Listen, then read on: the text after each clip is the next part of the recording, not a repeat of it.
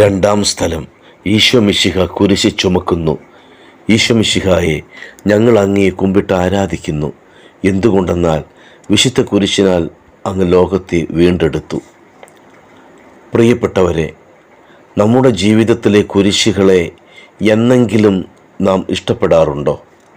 ഇല്ല എന്ന് തന്നെയായിരിക്കും 99% എൻ്റെ പക്ഷം. ഒരു പ്രതിസന്ധി ഉണ്ടാകുമ്പോൾ ഇതെന്തൊരു കുരിശാണ് കർത്താവെ എന്ന് പറയാത്തവരായി വളരെ ചുരുക്കം പേരെ മാത്രമേ കാണാറുള്ളൂ. എൻ്റെ കുരിശുകളെയെല്ലാം ഒന്ന് മാറ്റിത്തരണമേ എന്ന് പറയുന്നതും പ്രാർത്ഥിക്കുന്നതും മറ്റൊരു കുരിശിലേക്ക് നോക്കിയാണെന്ന വൈരുദ്ധ്യമാണ് ഇവിടെ അവശേഷിക്കുന്നത്. എൻ്റെ കുരിശുകൾ ഞാൻ പ്രാർത്ഥിക്കുന്ന കുരിശിനോളം ഇല്ല എന്ന തിരിച്ചറിവ് നമുക്ക് ഉണ്ടാകാത്തിടത്തോളം കാലം നമ്മുടെ കുരിശുകളെ ഓർത്ത് നാം വിലപിച്ചുകൊണ്ടേയിരിക്കും. അവരെൻ്റെ കുരിശുകൾ കാണുമ്പോൾ നാം സന്തോഷിക്കുകയും ചെയ്യും.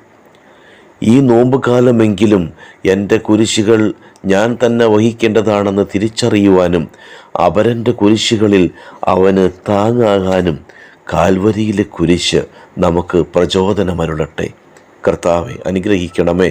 പരിശുദ്ധ ദൈവമാതാവേ, അങ്ങയുടെ തിരുക്കുമാരൻ്റെ തിരുമുറിവുകൾ എൻ്റെ ഹൃദയത്തിൽ പതിപ്പിക്കണമേ.